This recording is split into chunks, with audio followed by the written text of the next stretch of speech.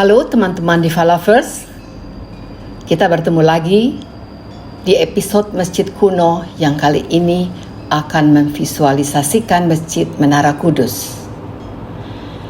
Cerita mengenai Menara Kudus pun ada berbagai versi.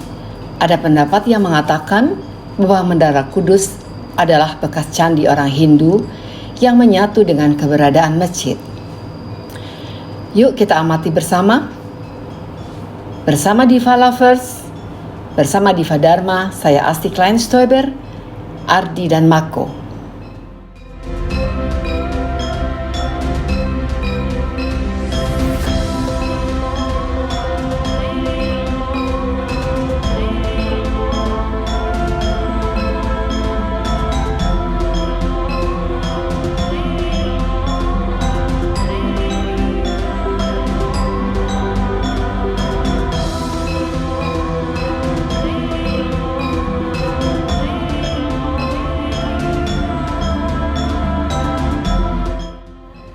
Menurut sejarah, Masjid Kudus dibangun oleh Sunan Kudus pada tahun 956. Hal ini terlihat dari batu tulis yang terletak di pengimaman masjid, yang bertuliskan dan berbentuk bahasa Arab. Sayangnya, tulisan tersebut sukar dibaca karena telah banyak huruf yang rusak. Batu itu berperisai dengan ukuran panjang 46 cm dan lebar 30 cm. Konon kabarnya, batu tersebut berasal dari Baitul Maqdis di Yerusalem, Palestina.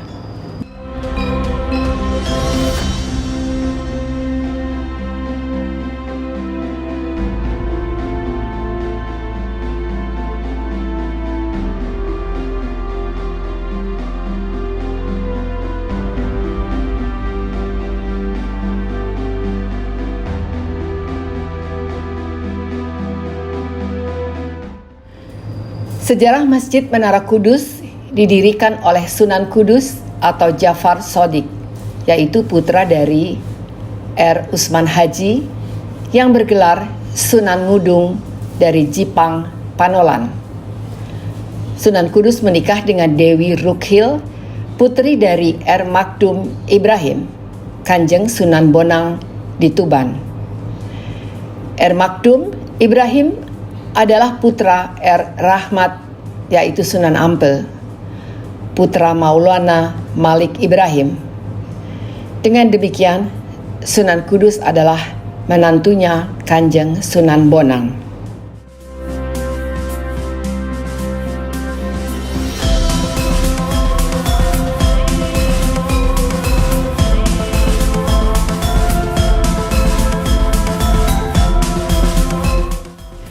Sunan Kudus selain dikenal sebagai seorang ahli agama, juga dikenal sebagai ahli ilmu tauhid, ilmu hadis, dan ilmu fiqh. Karena itu, di antara ke-9 wali, hanya beliau yang terkenal sebagai waliyil ilmi. Adapun cara Sunan Kudus menyebarkan agama Islam adalah dengan jalan kebijaksanaan, sehingga mendapat simpati dari penduduk yang saat itu masih memeluk agama Hindu.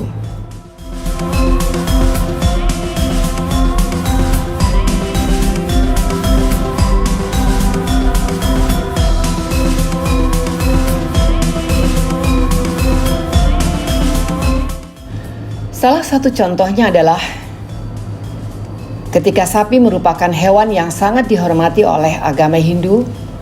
Suatu ketika Kanjeng Sunan mengikat sapi di belakang masjid.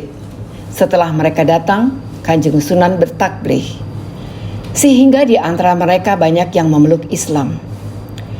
Dan sampai sekarang pun, di wilayah Kudus, khususnya Kudus Kulon, dilarang menyembelih sapi sebagai penghormatan terhadap agama Hindu sampai dengan saat ini. Penghormatan lain adalah diwujudkan dalam bentuk bangunan menara masjid yang bercorak Hindu.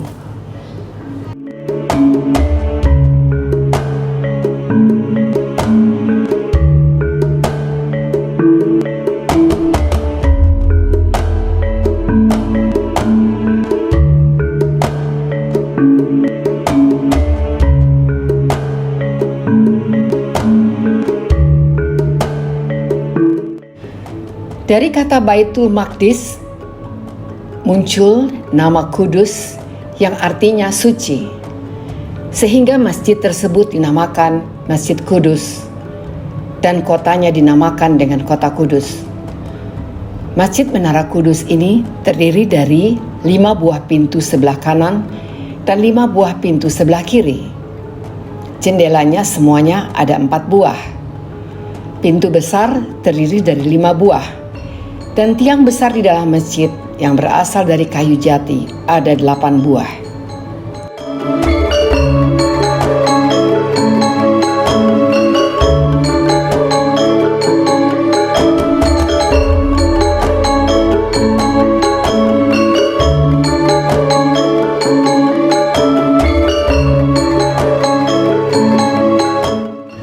Namun, masjid ini tidak sesuai aslinya, lebih besar dari semula karena pada tahun 1918-an telah direnovasi. Di dalamnya terdapat kolam masjid. Kolam yang berbentuk padasan merupakan peninggalan zaman purba dan dijadikan sebagai tempat wudhu. Masih menjadi pertanyaan sampai sekarang, apakah kolam tersebut adalah peninggalan dari zaman Hindu atau sengaja dibuat oleh Sunan Kudus untuk mengadopsi budaya Hindu.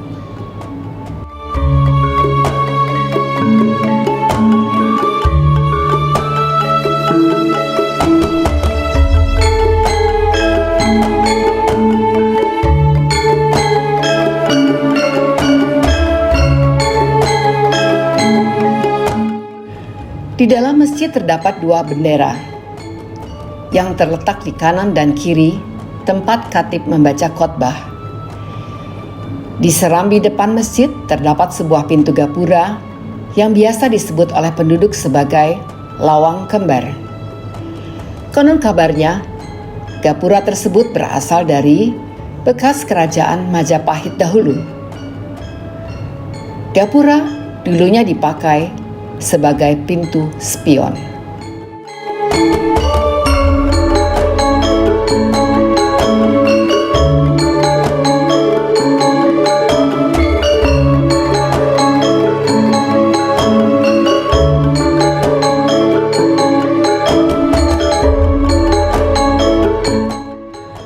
Cerita mengenai Menara Kudus pun ada berbagai versi. Ada pendapat yang mengatakan bahwa Menara Kudus adalah bekas candi orang Hindu. Buktinya, bentuknya hampir mirip dengan Candi Kidal yang terdapat di Jawa Timur, yang didirikan kira-kira di tahun 1250. Atau mirip juga dengan Candi Singosari.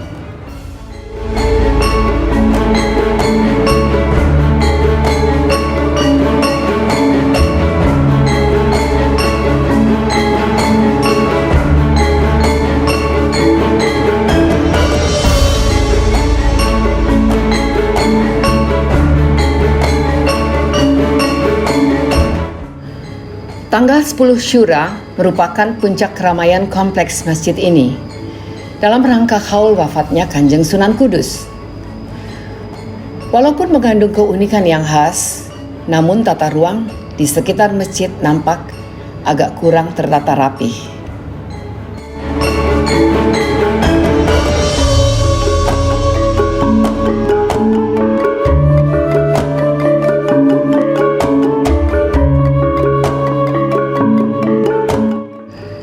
Di tengah-tengah pondokan tersebut ada sebuah bangunan paling besar.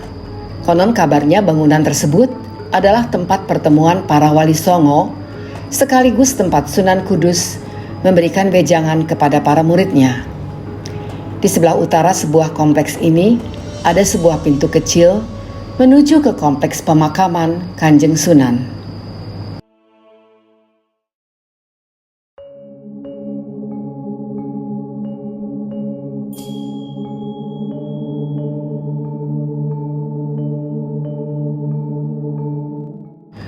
Menara Kudus yang bercorak Hindu menyerupai bentuk candi. Konon di bawah Menara Kudus dulunya terdapat sebuah sumber mata air kehidupan. Makhluk hidup yang telah mati kalau dimasukkan ke dalam mata air, konon dikatakan akan menjadi hidup kembali.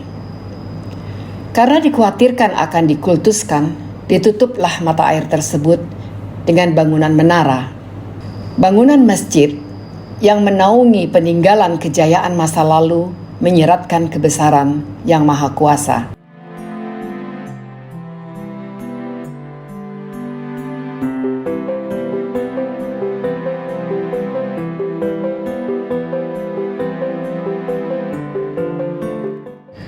Menara Kudus berketinggian kira-kira 17 meter.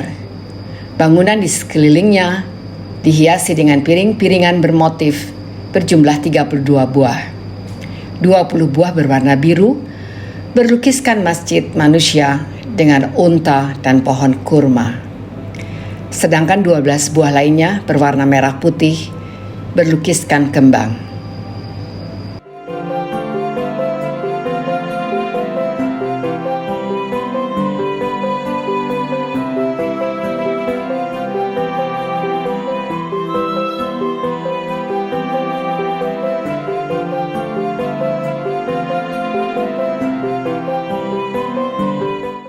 Dalam menara ada tangga yang terbuat dari kayu jati yang mungkin dibuat pada tahun 1895. Tentang bangunannya dan hiasannya menunjukkan hubungan dengan budaya Hindu Jawa.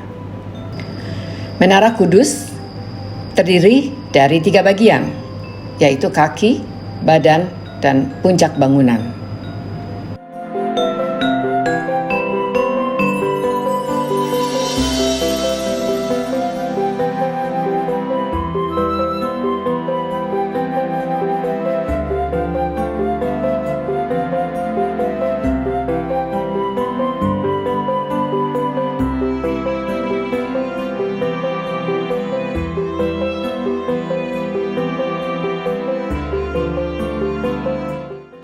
Teman, sampai di sini dulu. Namun jangan lupa bahwa dalam kaul wafatnya Kanjeng Sunan Kudus pada tanggal 10 Syura merupakan puncak keramaian di kompleks masjid ini. Terasa kemeriahan dan kehusukan di sekitar bangunan masjid yang menaungi peninggalan kejayaan masa lalu yang menyiratkan kebesaran Yang Maha Kuasa. Sampai di sini dulu. Saya Si Klein Stoiber. Selamat menjalani ibadah. Sampai jumpa.